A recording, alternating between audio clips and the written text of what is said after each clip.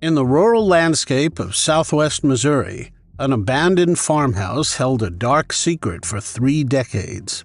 Discovered by a couple in December 1990, the decomposed remains of a young woman lay bound and discarded.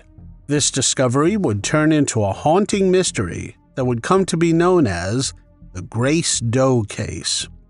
For 30 years, her identity remained elusive, despite the tireless efforts from investigators. As advances in DNA technology and forensic genealogy began to uncover the secrets of the past, a breakthrough finally came. It shed light on a case that had haunted a community who provided long-awaited answers to who Grace Doe truly was. On December 2, 1990, Randy and Linda Groller made a grim discovery while searching for cans along Oscar Talley Road, near the border between Pineville and Anderson in Missouri. What the couple found was far more unsettling than discarded items. A skull near a farmhouse lying in the grass, accompanied by scattered bones and the victim's clothing.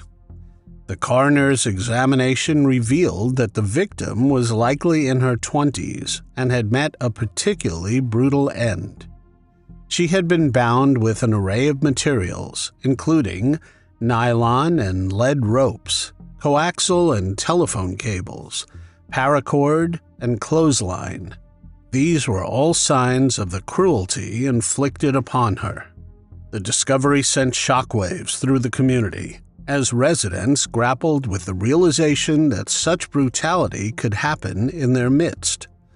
Law enforcement agencies, including the McDonald County Sheriff's Office, Coroner's Office, Missouri State Highway Patrol, Benton County, Arkansas Sheriff's Office, and University of Arkansas anthropologists all came together in pursuit of justice for Grace Doe.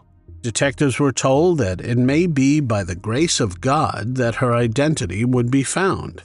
Despite the meticulous examination of the crime scene and the tireless efforts of investigators, the identity of the victim remained a baffling mystery.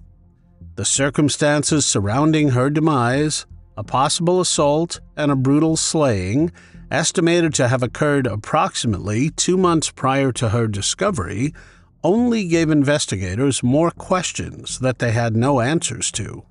The presence of military-grade paracord among the bindings did offer a clue. In the 1990s, it was exclusively sold to the military. Detective Lori Howard, who worked the case for years, also uncovered a disturbing detail. A 10-year-old boy had reportedly stumbled upon the remains about a month before the Grollers, but his claims were dismissed by his family.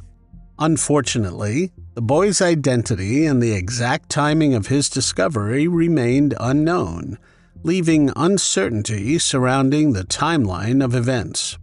Lieutenant Michael Hall, who would work on the case for 15 years, later speculated that the victim was likely brought to the location rather than being kept there. The remote road, though secluded, was not far from state highways in 1990, making it accessible but not necessarily familiar to the perpetrator. Investigators initially believed that the perpetrator was from the area, but later reconsidered, suggesting that they might not have known the farmhouse well. Over the years, Sheriffs Schlesman, Evanson, and Hall continued efforts to solve the case, and more than 200 leads were investigated, but none produced solid evidence. The case went cold, and detectives continued to search for Grace Doe's identity with little success. Technological advances in DNA forensics gradually began to offer new hope. Grace Doe's profile was entered into Name Us, CODIS, and the University of North Texas Center for Human Remains, but no matches were found.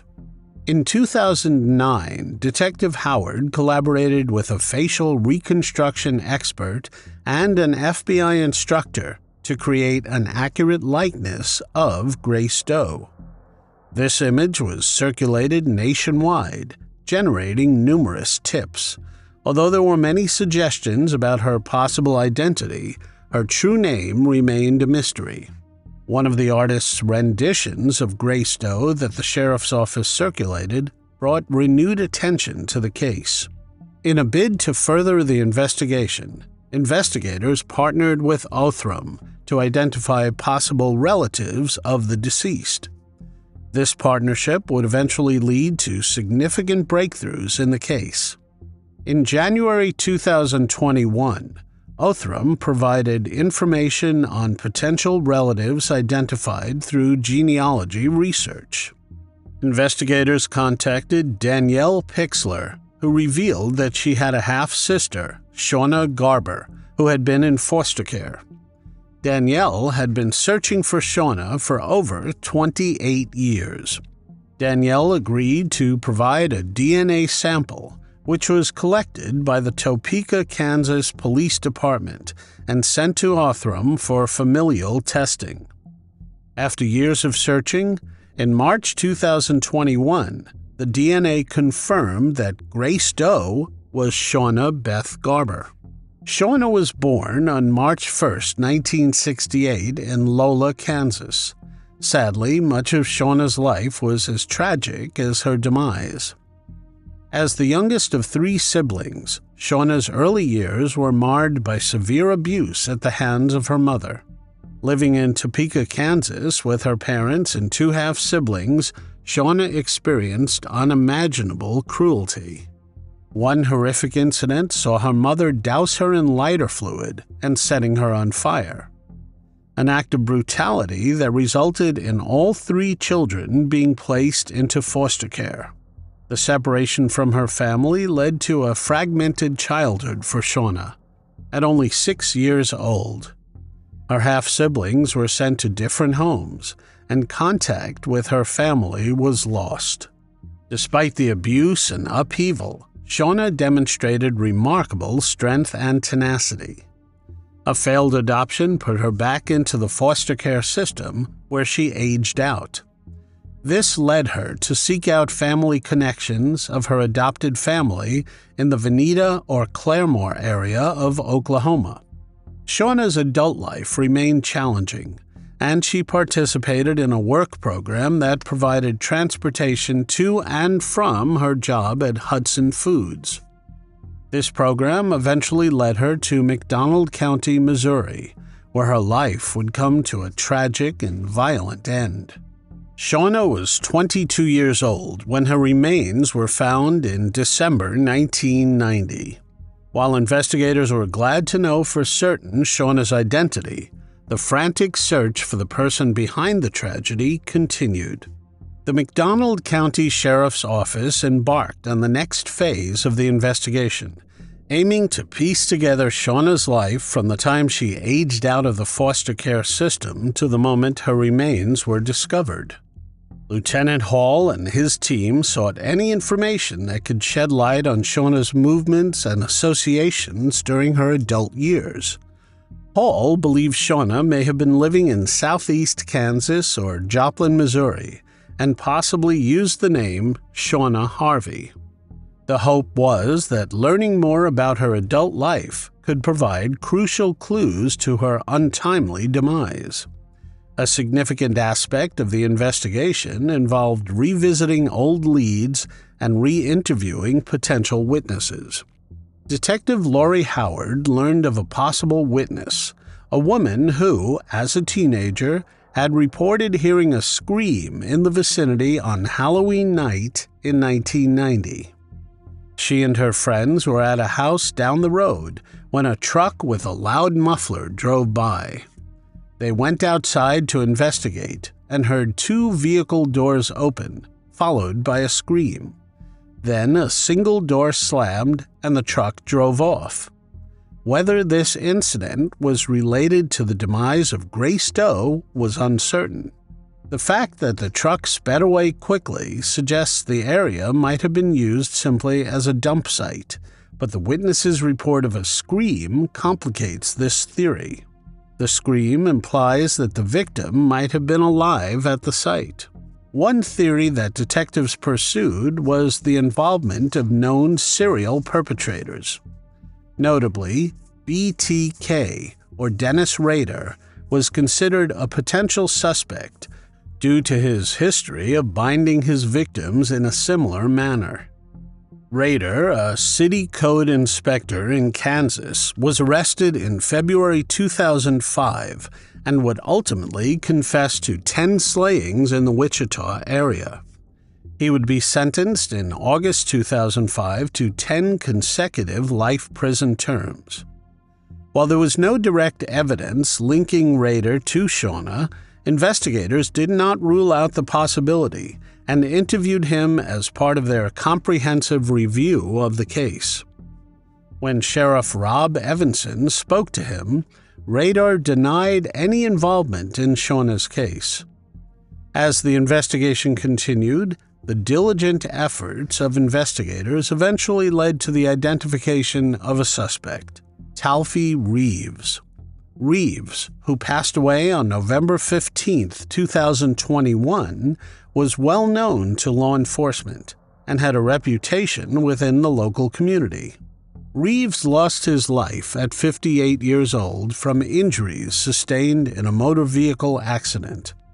According to detectives, they believe Reeves had allegedly picked Shawna up from the Tanglewood or Ginger Blue area along Missouri State Highway 59.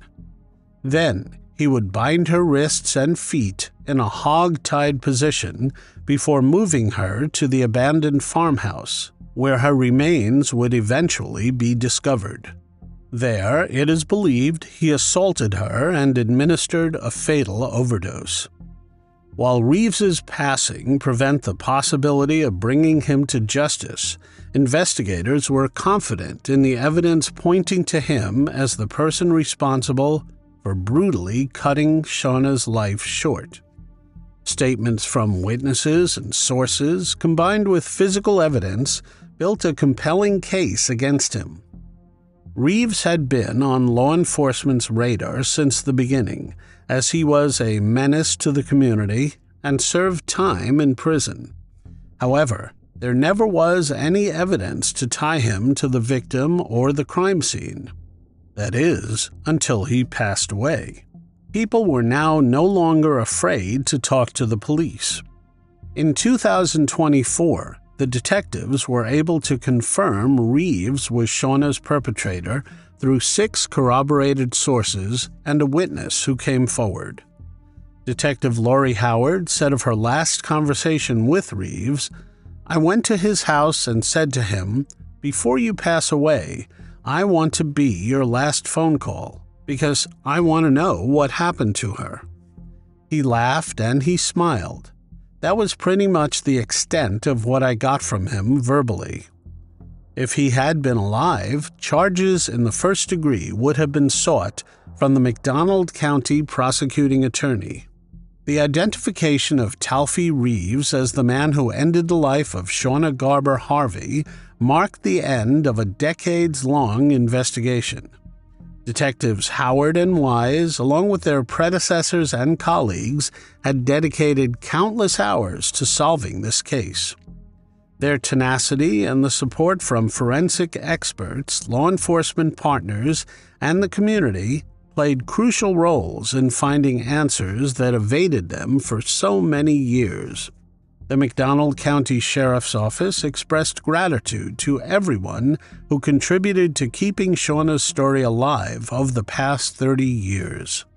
The combination of advanced DNA technology, forensic genealogy, and diligent detective work ultimately led to this breakthrough.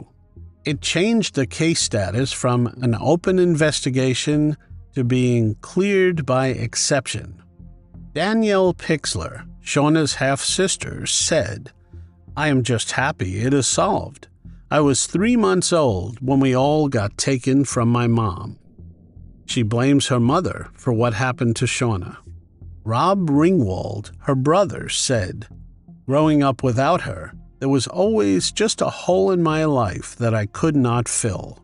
Rob said Shawna was born 2 days before his second birthday. When he turned 18, he started looking for her. When he got married, his wife made it a mission. It was devastating, just to find out that she had been sitting in a box for 30 years. Once Shawna's remains were identified, they buried her in Buckland, next to her great-nephew. Though Shawna's life and demise were a tragedy, finding the truth provides some measure of closure for her loved ones and those that never stopped seeking justice on her behalf. In the late 1980s, Virginia's serene Colonial Parkway became the haunting scene for a series of chilling slayings that left a community gripped by fear.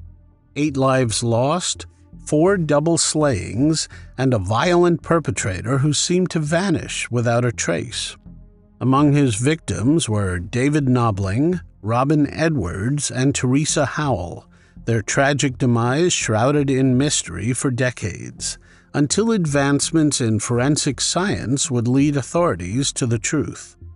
In the quiet dawn of September 23, 1987, the shores of Virginia's Ragged Island Wildlife Refuge bear witness to a violent tragedy. 20-year-old salesman David Lee Knobling and 14-year-old 8th grade student Robin Margaret Edwards were discovered, lifeless and washed ashore by the unforgiving tide. Their story began on September 19th, when Robin slipped out of her house to rendezvous with David at an arcade, a seemingly innocent act that would lead to their untimely demise. Days later, their bodies were found on the south shore of the James River in Isle of Wight County. They were approximately 100 feet apart, both victims of gunshot wounds. The gruesome scene painted a harrowing picture. Robin was shot execution-style in the back of her head, while David was struck twice, once in the head and once in the shoulder. Both were found partially clothed, with Robin's jeans unfastened and her bra around her neck. Investigators theorized that she could have been assaulted, but were unsure since it seemed that despite her being underaged, she may have had an intimate relationship with David. Adding to the mystery was the discovery of David's black Ford Ranger just 2 days prior, parked eerily at the refuge's parking area. The vehicle, with its wipers, engine, and radio still running, bore signs of a staged scene. The open doors and partially rolled-down window fueled speculation. Had the perpetrator posed as a uniformed officer to lure the unsuspecting victims? The presence of David's wallet within the vehicle ruled out robbery, leaving investigators grappling with elusive motives. While they could not make sense of why this happened, they immediately linked the case to another, fearing that the same person may be behind it. As investigators delved into the chilling slaying of David Knobling and Robin Edwards, they found themselves drawn back to another dark chapter. A year prior, on October 12, 1986, the lifeless bodies of Kathleen Marion Kathy Thomas and Rebecca Ann Becky Dowski were discovered. Much like David Knobling and Robin Edwards, Kathy and Becky were young lovers whose lives had been brutally cut short. Both Kathy, a 27-year-old United States Naval Academy graduate, and Becky, a 21-year-old College of William and Mary senior, had vanished after leaving a computer lab at William and Mary on October 9th. The grim discovery of their bodies, their throats slashed so deeply they were nearly decapitated, painted a picture of unspeakable horror. Autopsy findings revealed the disturbing details of their demise: rope burns on their necks and wrists, signs of strangulation, and the heinous act of slashing their throats. The perpetrator, with callous disregard, covered their bodies and the vehicle with diesel fuel, yet stopped short from setting them ablaze. Despite the presence of over 100 latent and full prints, the perpetrator remained elusive, their identity shrouded in mystery. The absence of evidence of assault and the location of both women's purses within the vehicle ruled out robbery as a motive. Blood found inside the car led authorities to believe that the slayings had occurred elsewhere, further complicating the already baffling crime. The reason investigators believed all 4 slayings were connected was because the victims were all young couples targeted in or around Lover's Lane areas, with both locations only a 30-minute drive apart. Unfortunately, after David and Robin's case, even more people would fall victim under eerily similar circumstances. On April 10, 1988, Christopher Newport University students 18-year-old Cassandra Lee Haley and 20-year-old Richard Keith Call vanished after attending a party in Newport News. Cassandra had left her family's residence in Grafton the previous day for their first date, traveling in Richard's red 1982 Toyota Celica. The next day, Richard's unoccupied vehicle was discovered at the York River Overlook in Yorktown, with their belongings inside but their purses and wallet missing. Although there were initial theories of drowning, no sign of them was found after an extensive search of the river, leading to suspicions of foul play. A year later, on September 5, 1989, 18-year-old Anna Maria Phelps and her boyfriend's brother, 22-year-old Daniel Lauer, disappeared while en route to Virginia Beach. Daniel's car was later found abandoned at an Interstate 64 rest stop in New Kent County. Inside the vehicle, Anna Maria's purse was found, ruling out robbery. Then, on October 19th, their bodies were discovered by hunters in a wooded area along Interstate 64 between Williamsburg and Richmond. Though the cause of demise remained undetermined due to decomposition, evidence suggested possible stab wounds on Anna Maria's bones and abdomen.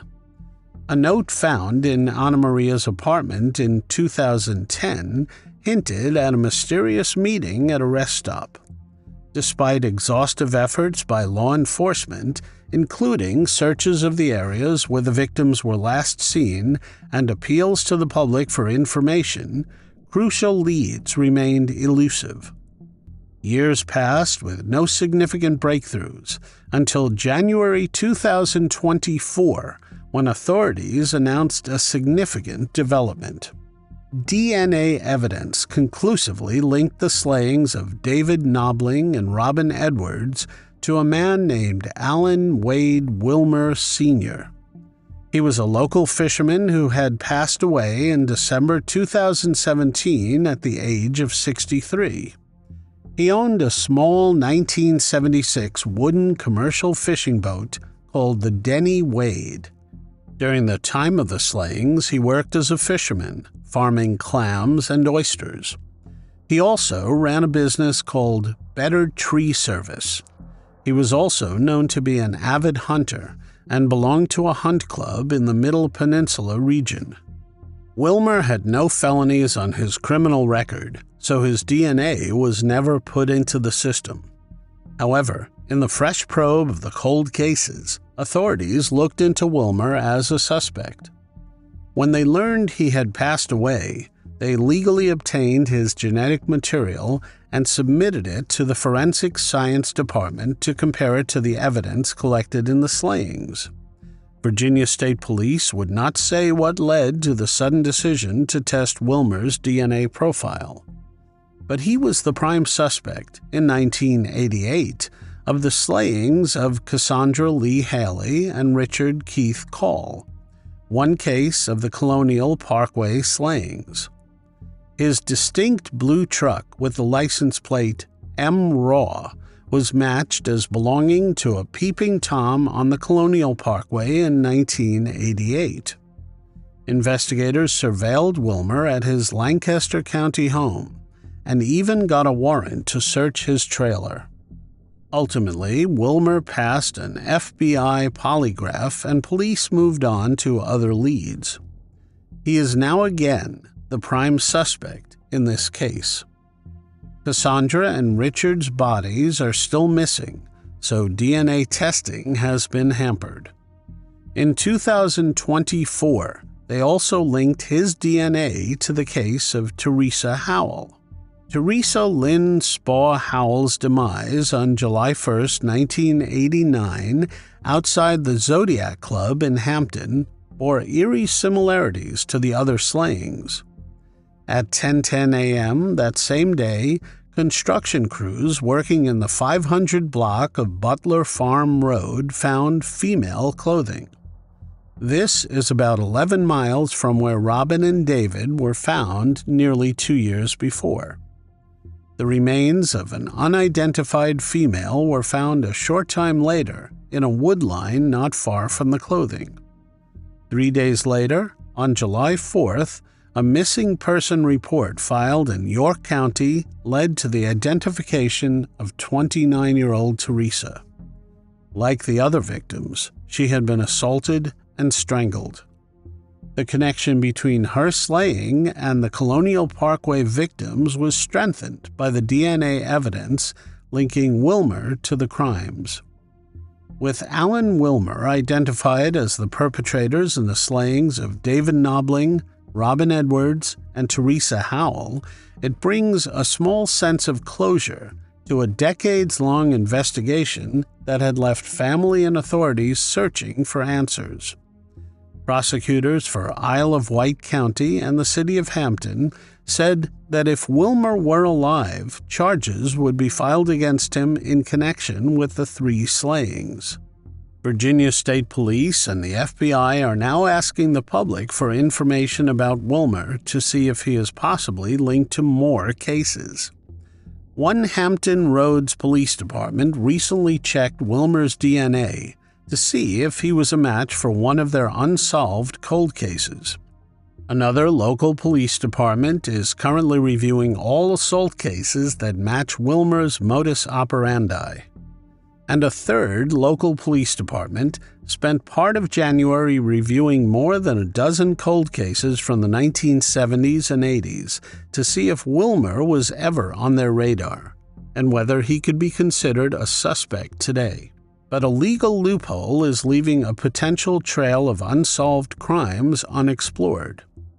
Virginia State Police says state law requires someone to have a conviction on their record before their DNA profile is entered into the government-run CODIS, and a conviction is something that this man will never have. Although DNA evidence has not yet been confirmed for all cases, law enforcement remains dedicated to exploring all avenues and leveraging advancements in forensic technology to bring closure to these unsolved cases. Media coverage of the Colonial Parkway slayings has been extensive over the years, with various outlets and platforms shedding light on the unsolved cases and the ongoing investigations. A joint statement from the Knobling and Edwards families were released, which thanked the investigating law enforcement agencies.